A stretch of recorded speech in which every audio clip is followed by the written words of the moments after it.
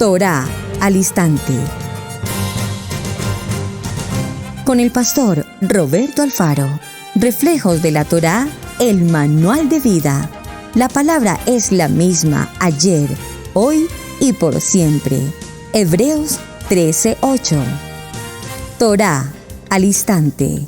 Es un espacio de reflexión y aprendizaje en familia, escudriñando las Escrituras de generación en generación, unánimes y en alegría. Acompáñanos todos los días, 7:30 de la mañana. Suscríbete a nuestro canal, Radio Génesis 128, y activa la campanita. Torá al instante.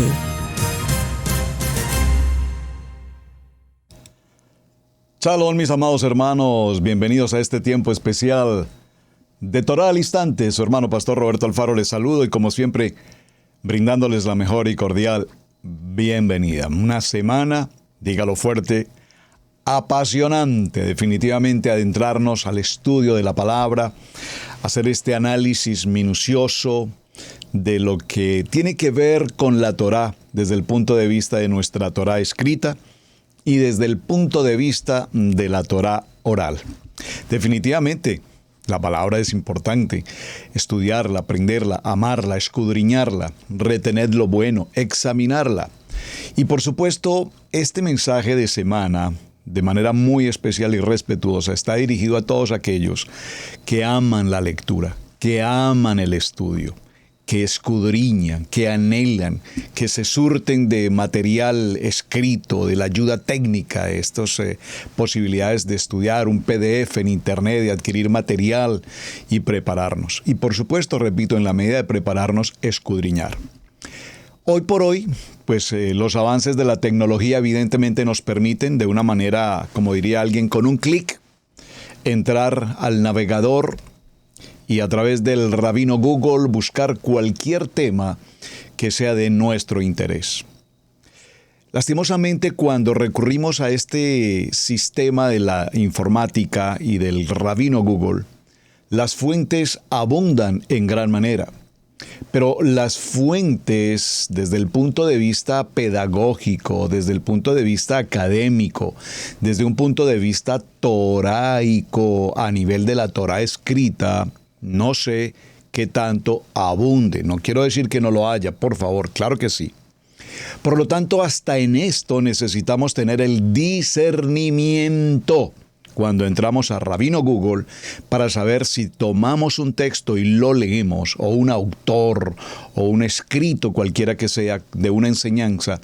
Tenemos que saber, por favor, dígalo conmigo y escríbalo en su agenda, papel y lápiz. Escríbalo. Necesito conocer la fuente. Hay una fuente de agua que brota, de agua limpia. Pero probablemente si tú estás bebiendo de la fuente de agua y es un agua contaminada, un agua con una corriente sucia, amarillenta, maloliente, descompuesta. Por eso, la fuente de la cual nos alimentamos tiene que ser, repito, la fuente del agua viva, la fuente de la palabra, la fuente Kadosh, la fuente en la que Yeshua HaMashiach sea el centro. Muy bien, mis amados hermanos, estoy muy agradecido con todos ustedes por su asistencia al programa, por su participación, por sus muy buenos comentarios por demás. Gracias de verdad. Incluso gracias por algunos presentes que me envían. Gracias por el café. Gracias. Muchas gracias. Bueno, mis amados, hecho este saludo, necesitamos retomar un aspecto muy importante en lo que vamos de nuestro estudio a mitad de semana. Necesitamos considerar que Israel, a partir de Abraham, como lo vimos en el día anterior, Abraham no fue judío, Isaac no fue judío, Jacob no fue judío. Ahora, podríamos considerar que en el ADN de Abraham, de Isaac y de Jacob, por supuesto, ya venían en el corriente sanguíneo de los patriarcas, pues obviamente las 12 tribus de Israel, y dentro de esas 12 tribus de Israel, evidentemente la tribu, la casa de Judá, como la conocemos hoy. Pero recordemos que el propósito de Hashem fue una casa, la casa de Israel, las 12 tribus. Sabemos en la historia y por los estudios bíblicos del Tanaj y del Brit Hadasha, sabemos que hubo un momento en que se dio una división entre lo que hoy conocemos como la casa de Israel y la casa de Judá. Pero también sabemos, como lo dice Malaquías, que estas dos casas, y présteme por favor mucha atención, volverán a ser una. ¿Y por qué es importante que tengamos presente la profecía de Malaquías en cuanto a que las dos casas volverán a ser una? Un ejad. Porque si bien es cierto, hermanos, que estamos tratando un tema apasionante, cuál es la Torá oral y la Torá escrita, o la Torá escrita y la Torá oral, más sus ingredientes en la Torá oral como el Talmud, la Gemara, la Mishnah, los Midrash, los Midrashim, entre otros textos, pues entonces necesitamos saber si todo esto que estamos considerando en nuestro estudio tiene una relevancia importante para cada uno de nosotros en nuestra preparación desde el punto de vista de la transición.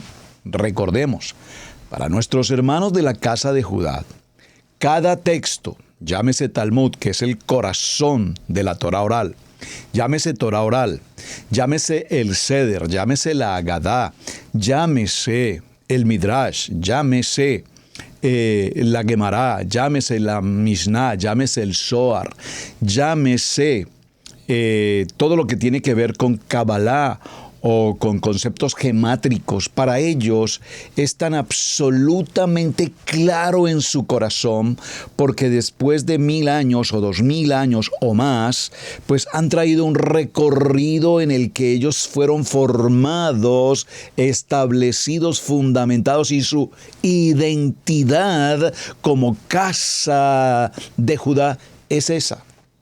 Por lo tanto, para nosotros, quienes llevamos relativamente muy pocos años, y digo muy pocos años porque es que son extremadamente pocos, entonces, hagamos una matemática simple, amados hermanos.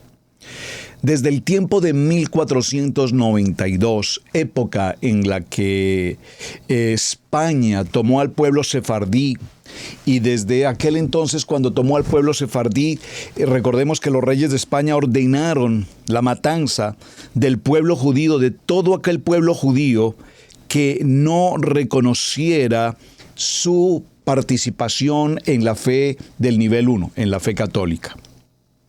De tal manera que hasta nuestros días, mis amados hermanos, estoy tratando de hacer aquí una operación sencilla para hacer una matemática. Denme un segundo, por favor. Quiero hacer una operación sencilla. No la puedo hacer en mi mente, pero tengo que hacerla con la ayuda de la calculadora. Entonces tenemos en este momento, a ver si lo puedo hacer, 1492 y estamos en el 2022. Tenemos exactamente desde el momento de lo que conocemos como el descubrimiento de América, después de la época de la Inquisición y el descubrimiento de América hasta nuestros días, hoy han transcurrido 528 años.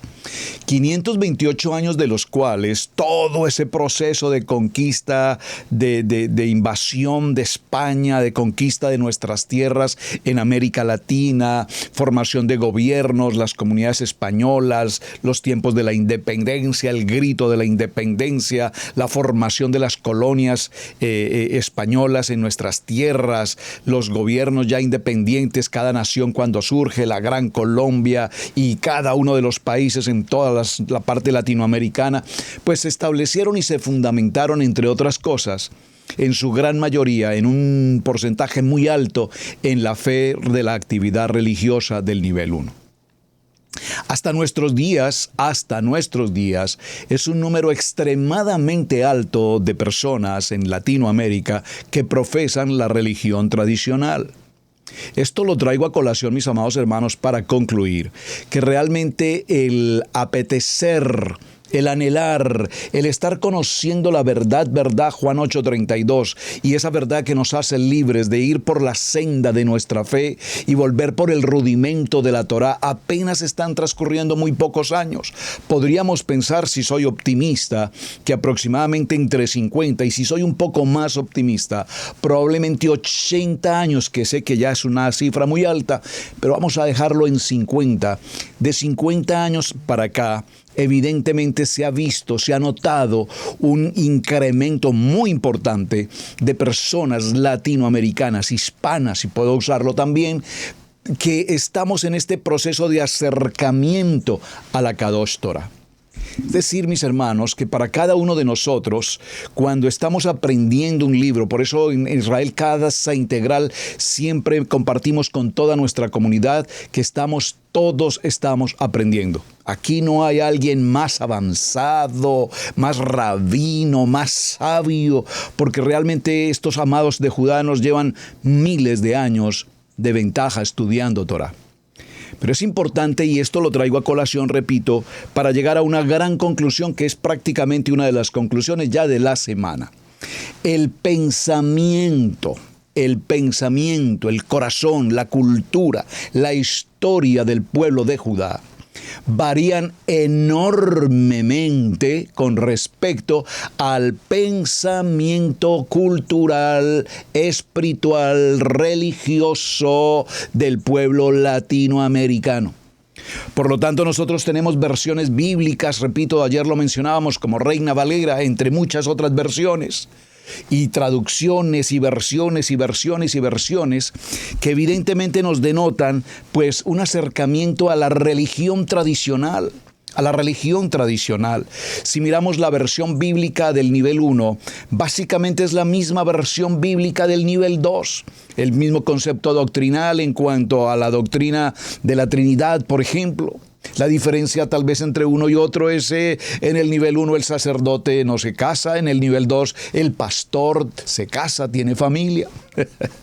Pero incluso la liturgia es muy similar. Puede ser que el pastor no utilice el traje sacerdotal que utiliza el sacerdote del nivel 1. Y las variantes son relativamente pocas. Probablemente en el nivel 1 se tomaba la limosna, en el nivel 2 se toma el diezmo. Bueno, eso ya es un avance.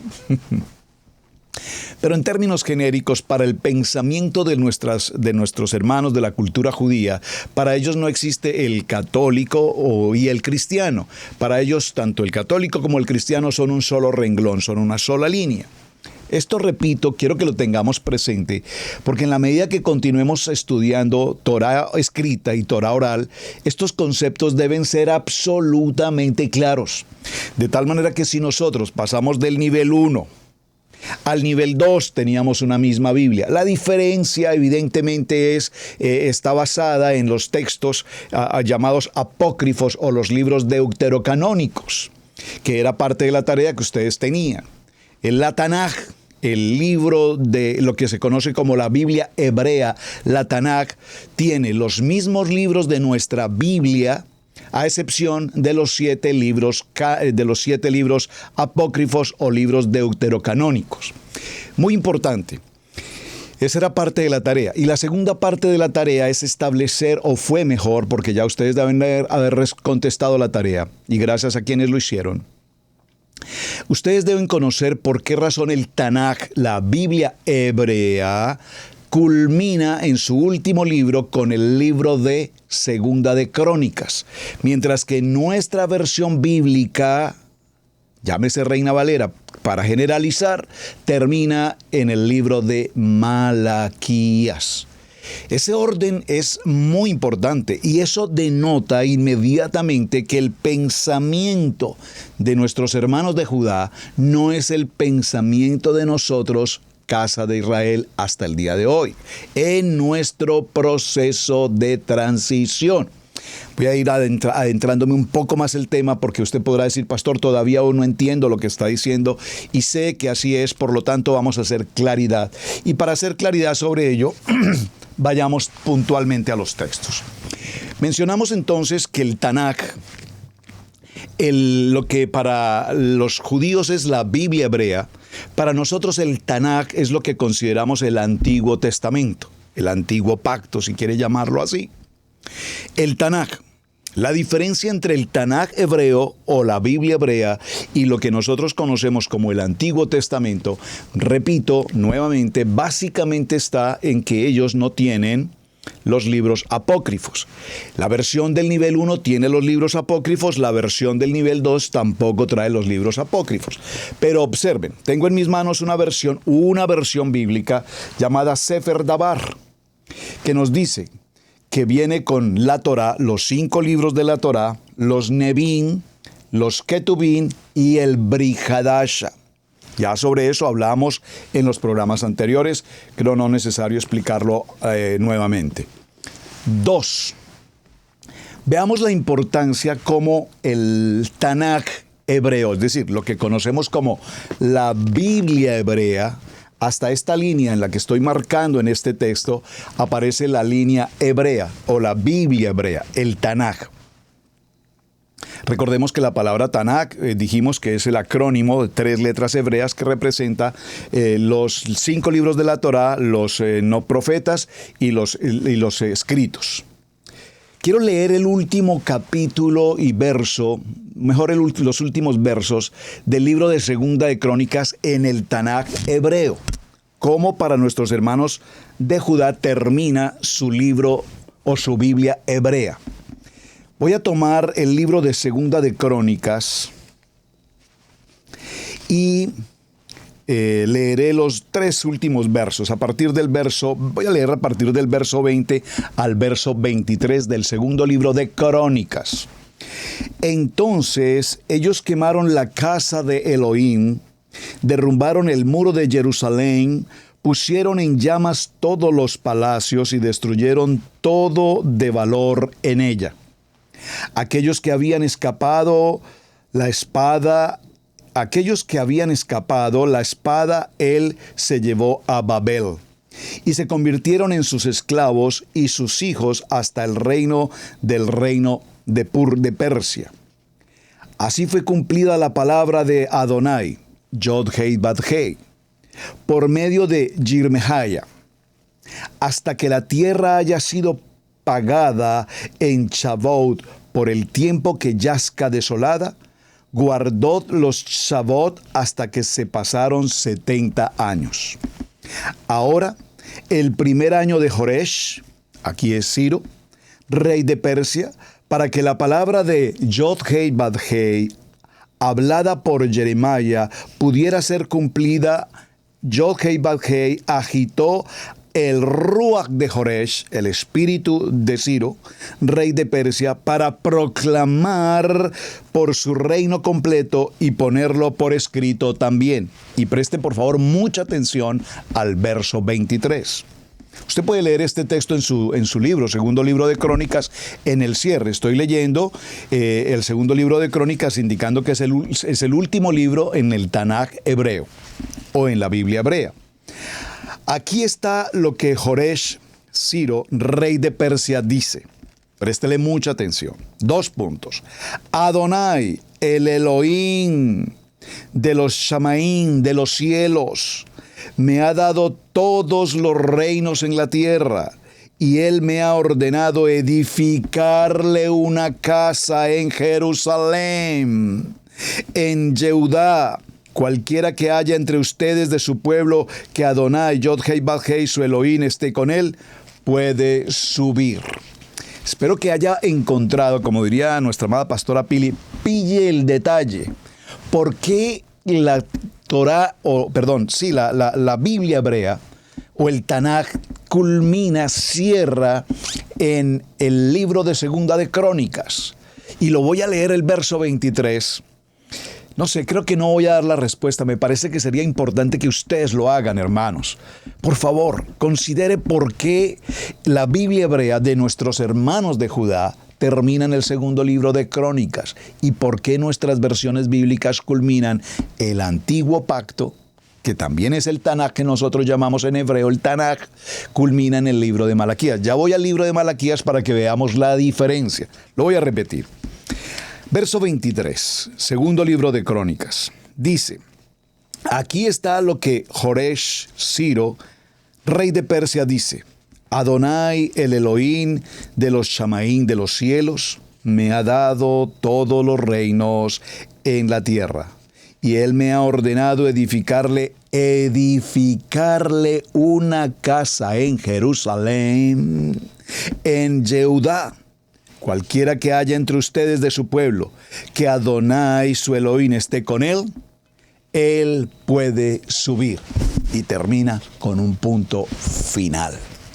Esto es en cuanto a la Torá, en cuanto a la Biblia hebrea.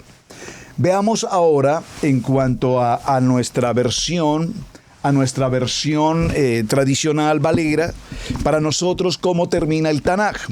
Obviamente, haga el ejercicio conmigo, por favor, y veremos que al cerrar el antiguo pacto, termina o culmina, cierra con el libro de Malaquías, el profeta Malaquías. Y vamos a leer los 2 o 3 últimos versos de Malaquías para que entendamos por qué para nosotros termina en el profeta Malaquías y por qué para la Biblia hebrea termina en Segunda de Crónicas. Vamos al libro de Malaquías, capítulo 4, y veamos desde el verso 4 en adelante. Para cerrar son 3 versos.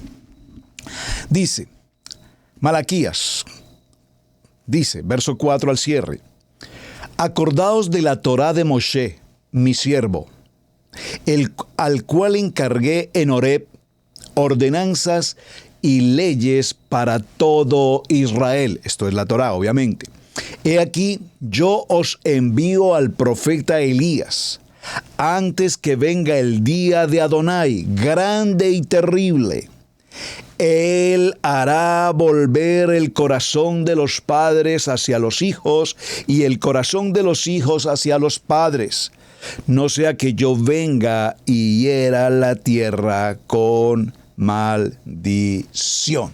Y si me permiten, porque esto está maravillosamente importante, ir un momento al libro de Isaías. Denme un momento, por favor. Acompáñenme, por favor, en la lectura al libro de Isaías, en el capítulo 59, y leamos el verso 21.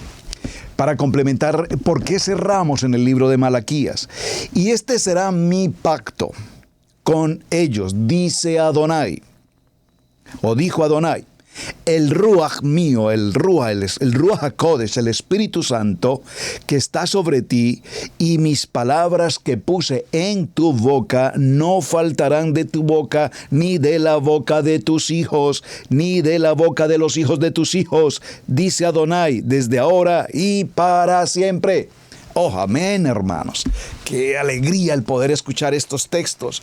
Y no sé si en el corazón de cada uno de ustedes encontraron el deleite de la palabra. Ustedes saben, cuando celebramos el Havdalah, aquí está mi ejemplo hermoso al respecto por demás.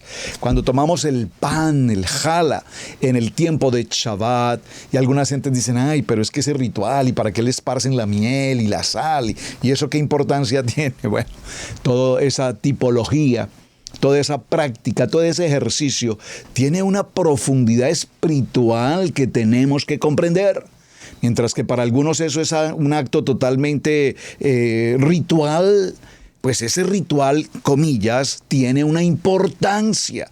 Y cuando esparcimos la miel sobre el pan, porque Yeshua es nuestro pan de vida, entonces entendemos la dulzura de la palabra. Y yo no sé a cuántos, pero a mí en lo personal leo estos textos y encuentro una dulzura, una miel extraordinariamente importante. Pero pastor, ¿qué es lo que usted ve que yo no puedo ver? Abre tus ojos para ver. Caminando como viendo al invisible. Y cuando leemos con la revelación de la palabra, y esto será un tema tal vez al cierre de esta semana, cuando ya hablaremos de el estudio de la Torá, cómo estudiar la Torá en el Remes, en el Sod, etcétera, los 4 niveles de Torá, podemos comprender entonces este aspecto. Voy a cerrar porque necesito cerrar con el punto, ya lo dejo como tarea, pero sin embargo les voy a dar un anticipo. El libro de Segunda de Crónicas deja abierto en el corazón de los hermanos de Judá, deja abierto su corazón en ese cierre de Segunda de Crónicas para la construcción. Dice ahí textualmente, lo voy a retomar, dice textualmente, sin lentes no podría, pero permítanme, dice textualmente, me ha dado los reinos de la tierra y me ha ordenado edificarle una casa en Jerusalén. Es decir, que para nuestros hermanos de Judá, el Tanaj cierra bajo la indicación de construir una casa en Israel. ¿Cuál es esa casa? Lo que hoy llamamos el tercer templo, el Mishkan, el Betamidrash. Para el pueblo de Israel, esa es su meta. Ese es el cierre del libro de la versión o de la Biblia hebrea. El templo, el tercer templo. Usted escuchará y verá en los videos de YouTube a todo el tiempo, el tercer templo, ya se empezó la construcción del tercer templo y cuánta cosa. Y esos videos tienen una multiplicación impresionante porque pues todo el mundo está a la expectativa del tercer templo. Bueno, aquí está la respuesta. Esa es la misión que ellos tienen en su Biblia hebrea, en este cierre de Segunda de Crónicas. Pero ¿cuál es la visión para nosotros en el libro de Malaquías? Vean la diferencia. Mientras que para ellos es la construcción del templo, que en buena hora, amén, amén, claro que sí, por favor. Para nosotros el libro de Malaquías nos da un cierre y nos dice, Él hará volver el corazón de los padres hacia los hijos y el corazón de los hijos hacia los padres, no sea que yo venga y hiera la tierra con maldición. He aquí que yo os envío al profeta Elías antes que venga el día de Adonai grande y terrible. Es decir, que para nosotros está la expectativa del regreso de nuestro amado Yeshua HaMashiach, que regresa nuevamente. Y lo decimos con mucha frecuencia, estos son los tiempos y ya está por llegar, se están cumpliendo los tiempos. Entonces, para hacer este cierre de conclusión sobre estos dos temas, en cuanto a la Biblia hebrea, que fue el tema con el que hemos iniciado, concluiremos. Para nuestros hermanos de Judá, ellos están a la expectativa de la construcción del tercer templo. Y para nosotros, en la transición como casa de Israel, estamos en la expectativa del pronto regreso de nuestro amado Yeshua. ¿Notan la diferencia? Ellos no están a la expectativa del regreso de Machúa, ellos están a la expectativa de la venida de Yeshua por primera vez a morar en el templo que ellos van a construir. Nosotros estamos a la expectativa del regreso de Yeshua HaMashiach. Por eso no lo han reconocido, por eso Yeshua está con nosotros. Ahí está la diferencia. Entonces, en todo lo que vemos de los estudios, como lo hemos estado compartiendo en esta semana, de todos estos textos como el Humash que tanto mencionamos, nos daremos cuenta que estos libros, Humash, que significa 5, los 5 libros de la Torá, están aquí escritos, la Torá escrita. Aquí está la Torá escrita. Pero recordemos que esta Torá escrita, aquí como la tenemos en este muy buen libro de Humash, viene acompañada, viene apoyada, viene respaldada, viene ilustrada con los conceptos o comentarios rabínicos frente a todos y cada uno de los parashot del año. 54 parashot, y cada uno de ellos trae el comentario de algunos rabinos, varios rabinos, entre ellos el mismo Rambán y otros tantos, que hacen alguna alusión al texto bíblico o al texto toraico para darnos una explicación. Concluíamos entonces en nuestro estudio, ¿qué hay de malo en todo esto? Pues realmente, hermanos, es decir, de malo no hay nada en el sentido de del estudio y de la pedagogía. Si usted tiene un libro tan hermoso como este que tengo aquí en mi mano, como este Humash, repito, y lo está estudiando, y yo lo leo y subrayo y observo y estudio, por supuesto, pues evidentemente retengamos lo bueno. ¿Qué es lo bueno que hay aquí? Que sin lugar a dudas en los comentarios rabínicos hay profundidad, en los comentarios rabínicos hay sabiduría, en los comentarios rabínicos hay un emet, hay una verdad, hay textos y hay eventos que nos traen a nuestro corazón en transición de 528 años, y de esos 528 años concluimos de 50 años para acá, que tenemos mucho que aprender de nuestros sabios de Judá, por supuesto. Pero sin perder de vista, hermanos, sin perder de vista que en todos estos comentarios rabínicos maravillosos no está presente nuestro amado Yeshua HaMashiach. Ellos no lo ven. Entonces, hagámonos una claridad. ¿Cuántos de nosotros tenemos versiones bíblicas en español? Versiones bíblicas en español, como por ejemplo esta. Esta versión bíblica es una versión muy buena versión bíblica. Creo que muchos de ustedes la deben tener. La versión de Biblia Thompson, una versión de estudio muy completa, muy didáctica, muy bien presentada. Es más, se debe hacer realmente incluso un curso para estudiar la versión Thompson, con todas las ayudas que trae de textos escritos a pie de página, cómo consultarlos, a dónde ir, cómo verificar cuáles son los textos relacionados, correlacionados, complementarios. Esta versión es extraordinaria, pero estas versiones bíblicas también traen consigo, hermanos, a la parte final, en la parte final del texto, viene también toda una descripción pedagógica por demás de todos y cada uno de los libros de la Biblia. Y también trae los comentarios de pastores, eminentes pastores, que nos han hecho un recuento interesante. Por ejemplo, aquí tengo este texto, suplemento arqueológico. Dios ha conservado 2 registros históricos de su trato especial con el hombre y de sus revelaciones a este. La Biblia fue escrita en pergaminos y con grandes dificultades llegó a manos del hombre. Es uno de ellos. El otro lo constituyen las ruinas y los idiomas desconocidos en los países donde se vivió la Biblia. Y menciona todo el concepto de la arqueología bíblica, que por demás es extraordinariamente importante. Es decir, que si nosotros tomamos nuestras versiones bíblicas y en nuestras versiones bíblicas hay comentarios bíblicos, hay referencias bíblicas de muchos hombres que han sido sin lugar a dudas extraordinarios comentaristas. ¿Quién no puede recordar, por favor? ¿Quién no recordará en el nivel 2 hombres como George Whitefield? Por favor, uno de los grandes evangelistas de la historia. ¿Cómo no poder recordar a un hombre como Charles Spurgeon, el príncipe de los predicadores? ¿Cómo no recordar? ¿Y cuántos de ustedes, hermanos, han hecho un estudio, han leído, han comprendido los textos, las enseñanzas, repito, del príncipe de los predicadores, tal cual lo fue el señor Charles Spurgeon? Entonces, haciendo esta analogía entre predicadores importantes de nuestra Biblia en el nivel 2, maravillosos, repito, George Whitefield o Charles Spurgeon, para mencionar estos dos.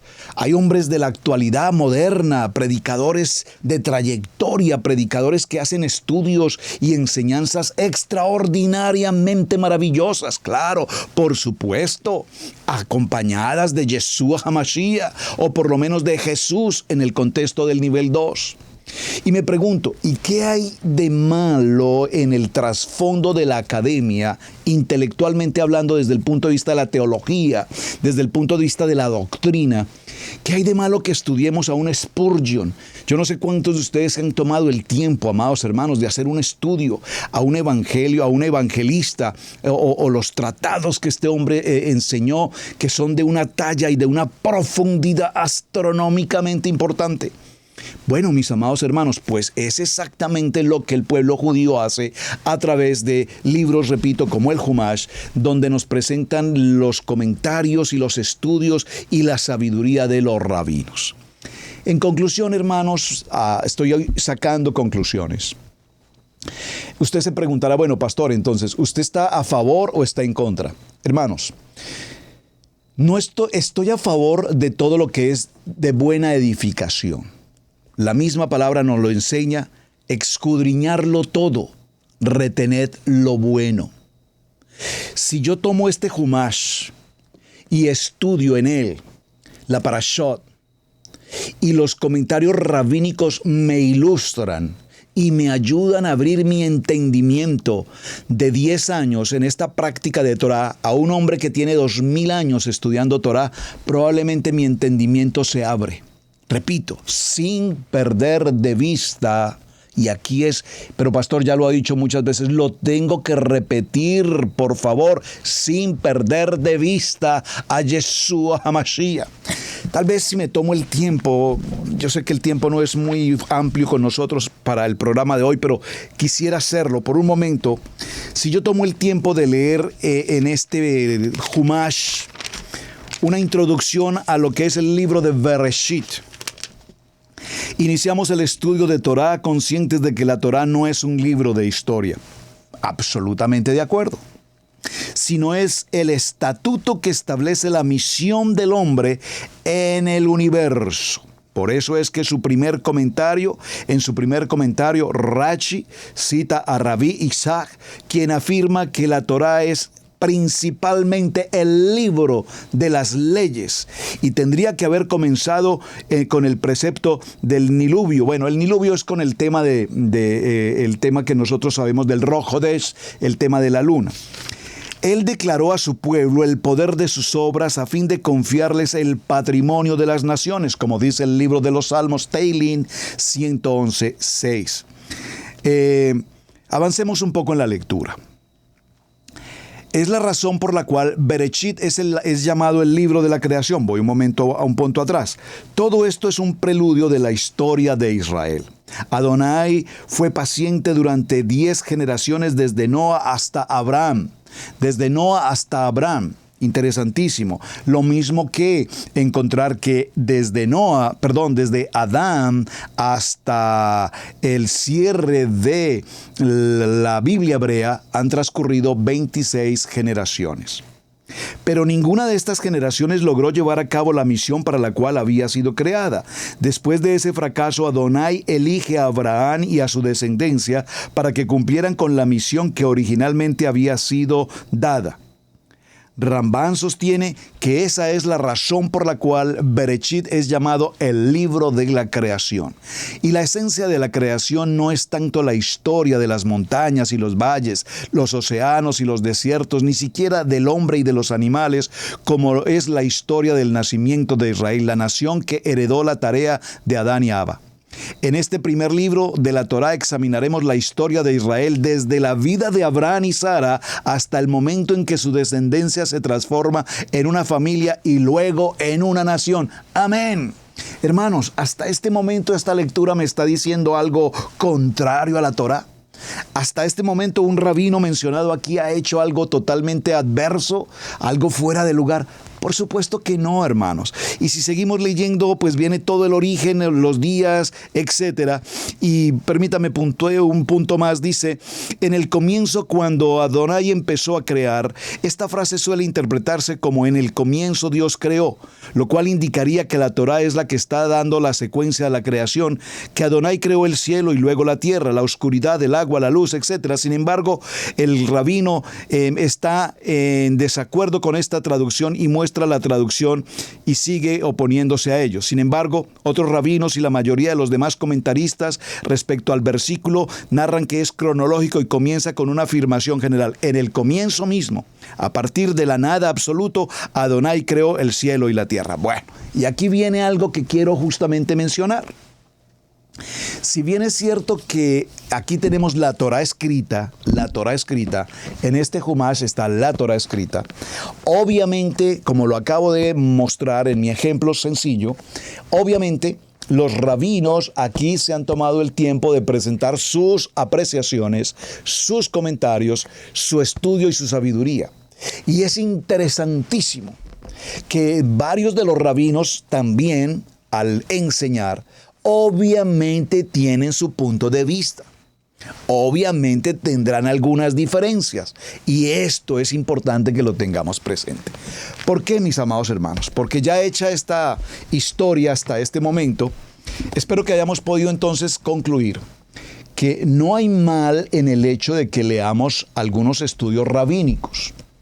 Es caso particular que estoy hablando del Humash, que es el tema que venimos tratando. Repito, sin que perdamos la línea de Yeshua HaMashiach.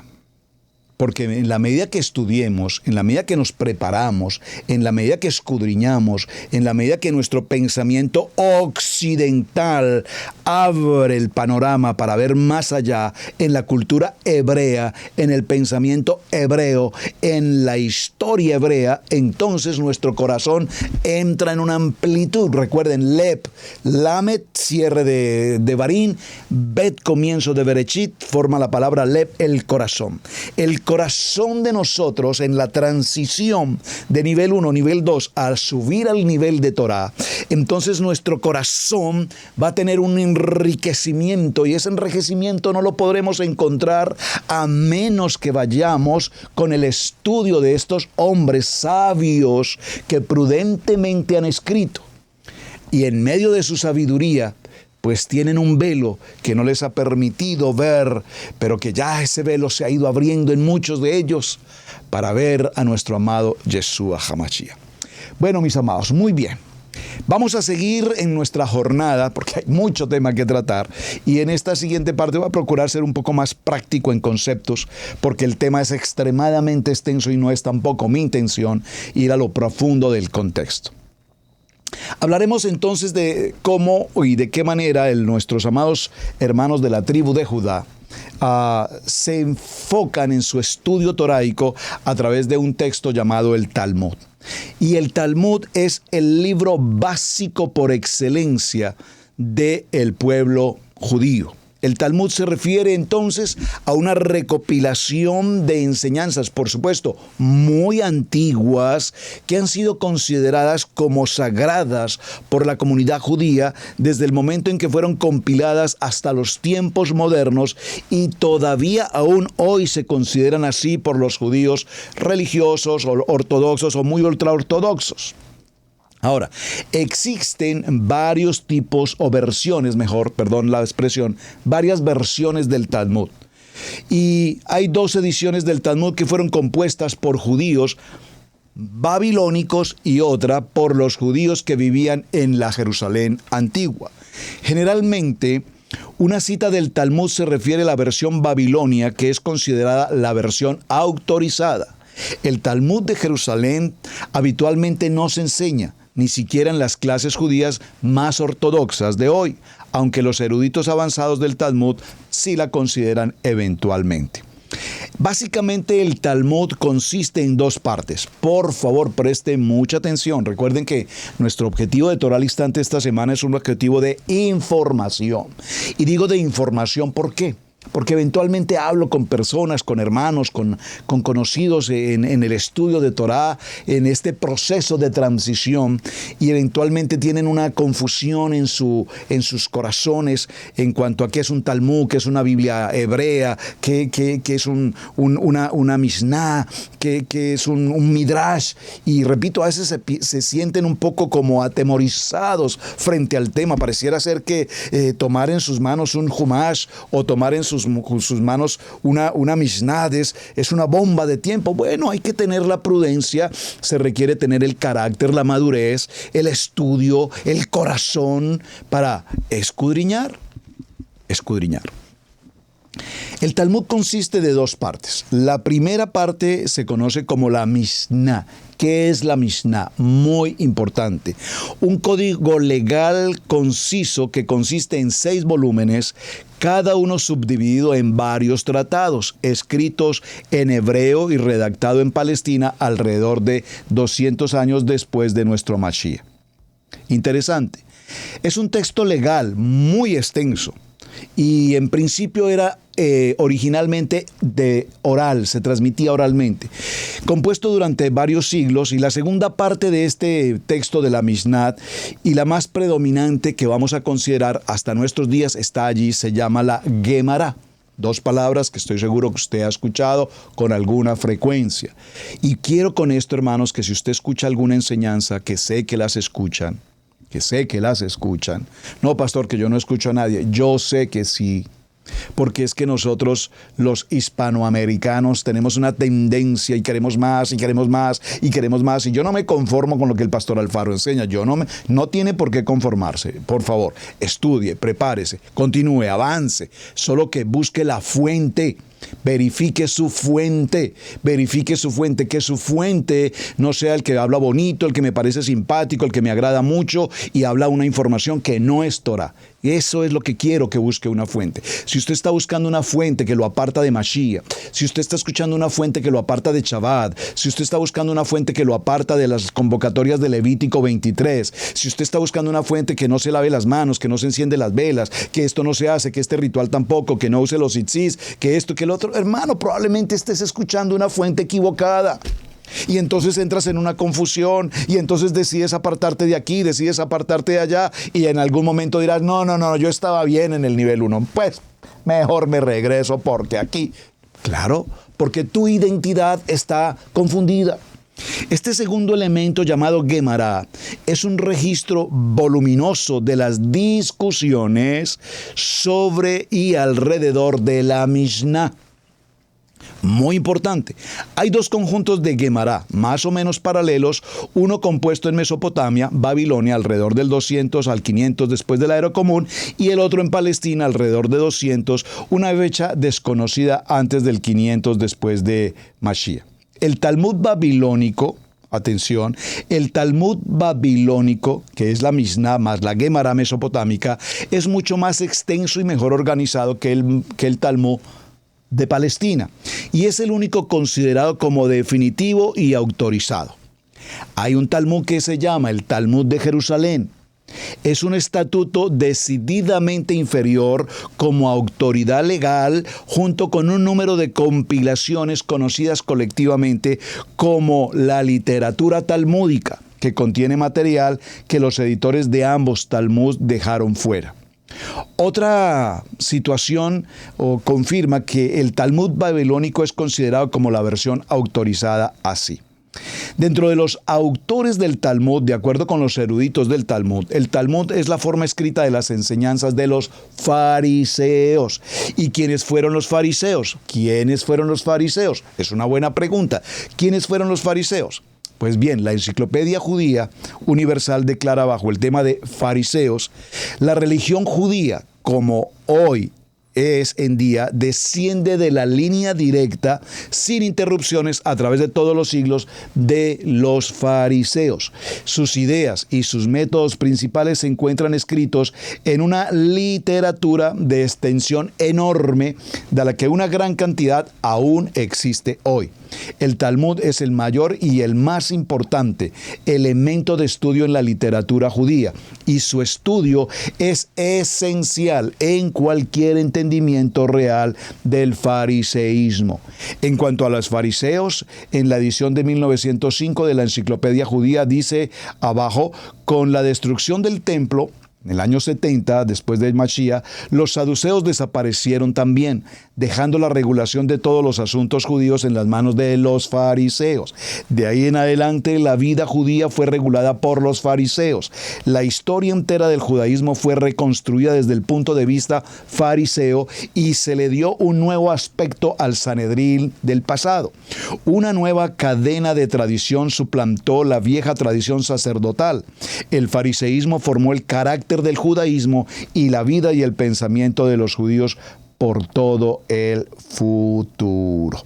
Muy interesante ese artículo, es bastante extenso, no lo voy a poder leer absolutamente todo, pero creo que hemos leído algo muy importante. Entonces tenemos el Talmud, dos tipos de Talmud: el Talmud de Jerusalén, que no es como el que, repito, más se utiliza por lo que vimos hasta el momento, y el Talmud babilónico, que es el que prácticamente se utiliza hoy. Y ese Talmud, a su vez, tiene una división en dos grupos, que son la Mishnah y que son la Gemara. Esto es lo que básicamente quiero que ustedes, mis amados hermanos, conozcan. Podríamos profundizar mucho más en el tema y adentrarnos a la parte, digamos, más íntima del contenido. Pero para nosotros es importante concluir que todo lo que se llama Torah oral está compuesta por el Talmud. El Talmud, a su vez, hay dos tipos de Talmud: el babilónico, el de Jerusalén, el que se utiliza básicamente, digamos, el aprobado oficialmente es el babilónico. Encontramos que toda esta cultura judía viene del concepto de la línea de los fariseos. Recordemos que nuestro amado Yeshua HaMashiach tuvo confrontación con los fariseos. Eso lo veremos si el tiempo me lo permite, tal vez el día de mañana. Veremos cómo y en qué momento Yeshua entra en esos conflictos de enseñanza con los fariseos. Ustedes que conocen la Torá, ustedes que conocen la Torá porque tienen complicación con el Shabbat, ustedes que tienen la Torá porque tienen problema con los diezmos, ustedes que conocen la Torá, entonces dice, hagan lo que les digan, pero no hagan aquellas cosas que no corresponden con la Torá. Ya veremos esos detalles. Hasta este punto definimos y concluimos entonces que la Torá oral, compuesta por el Talmud, por la Mishnah y por la Gemara, son estudios escritos, compilación de mucho material que los rabinos a lo largo de los años, cientos y miles de años han escrito. Y ellos han escrito y han generado normatividad, han generado ordenanzas, han generado el Seder, han preparado un sinnúmero de normas de esto, normas de lo otro, normas de aquí, normas de allá. Pero no quiero dejar pasar por alto y hacer una apreciación positiva en cuanto a que hay muchos textos que nosotros conocemos de Torá escrita, la Torá que nosotros seguimos, la Torá que estudiamos, la Torá con la que vivimos, la Torá escrita, la Torá de Moshe, la Torá de la cual dice el Padre Eterno, de lo que escribió Moshe de mí, en la Torá escrita. En esa Torá hay textos que evidentemente cuando enseñamos los parashot, pues nos encontramos con algunos textos que tenemos que pensar muy a fondo qué es lo que verdadera y realmente nos quieren decir algunos textos. De ese punto de partida, los rabinos, hace muchos siglos, decidieron que era necesario que esa Torá escrita, en la que habían puntos que ellos no comprendían en su momento, hoy los podemos comprender un poco más y ya explicaré el por qué. Pero en su momento, cuando los rabinos no podían comprender ciertos textos, entonces necesitaron entrar a esto, a hacer estudios, a hacer escritos, a profundizar. Y un rabino consideró esto, y el otro rabino consideró esto, y el otro rabino consideró esto. Y entonces esa llamada Torá oral se transcribía oralmente de generación en generación y se hacían los ajustes y las claridades necesarias. Pero cuando nosotros vemos nuestra Torá escrita a los ojos con el corazón de Yeshua HaMashiach, entonces veremos con toda claridad los aspectos fundamentales e importantes de la Torá. Por eso existe lo que llamamos el Brit Hadash. El Brit Hadash, hermanos, ¿qué enseñaba Yeshua? La Torá escrita. ¿Qué enseñó Pablo? La Torá escrita. ¿Qué enseñaron los discípulos? La Torá escrita. Hermanos, Yeshua no enseñó cristianismo. Pablo no enseñó cristianismo. Los apóstoles no enseñaron el cristianismo. Los apóstoles, Yeshua, Pablo y las cartas paulinas, como las hemos llamado, no enseñaban el cristianismo, enseñaban la Torá.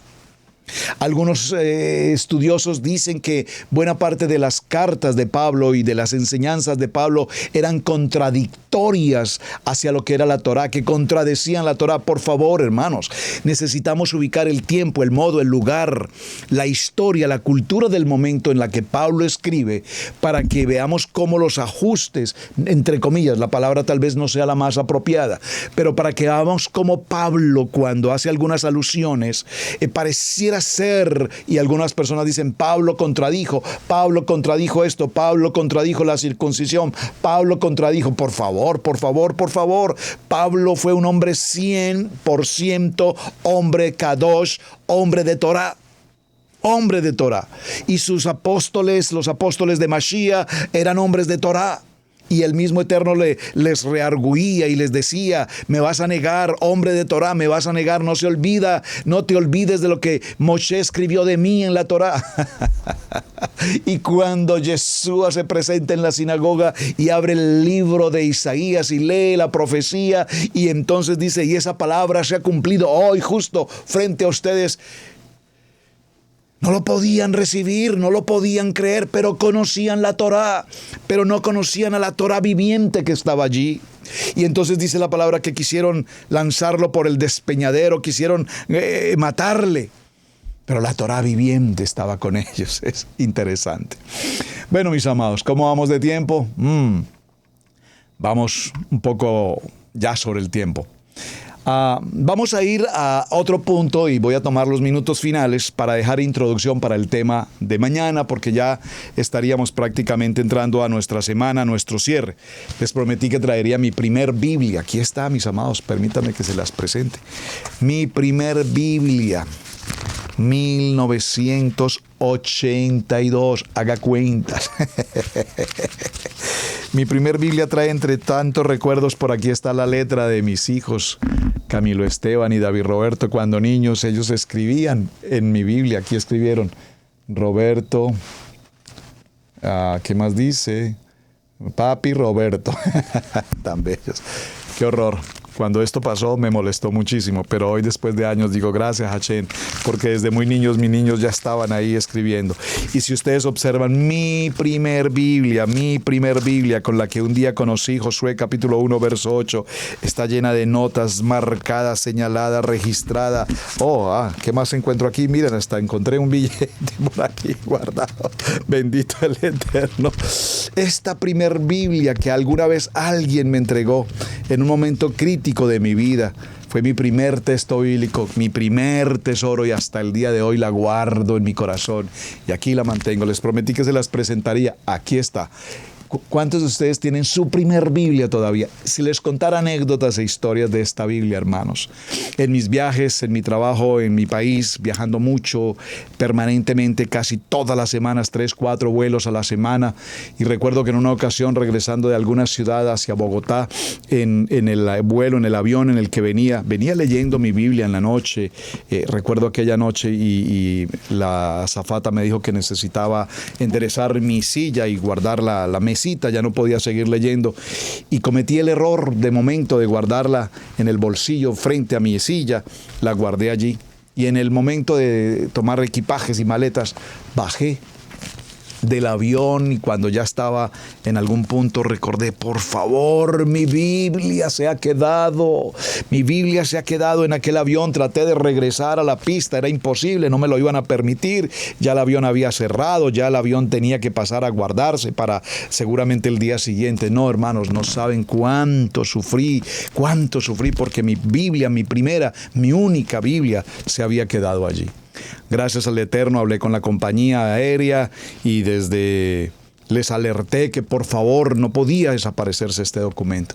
Así es que sí, gracias al Eterno. Al día siguiente me llamaron del aeropuerto para decirme que podía regresar, que ya tenían en la oficina mi Biblia.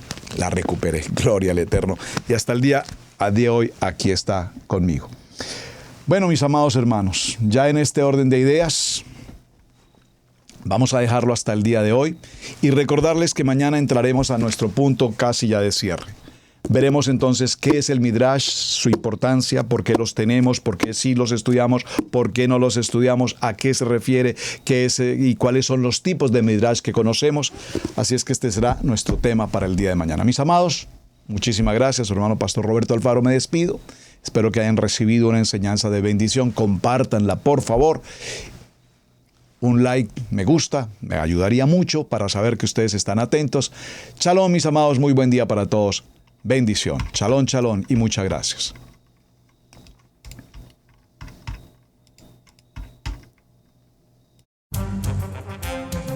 Hemos presentado Torá al Instante con el pastor Roberto Alfaro. Para nosotros es un privilegio poder servirles. Contáctanos a nuestro correo electrónico radiogenesis128@gmail.com.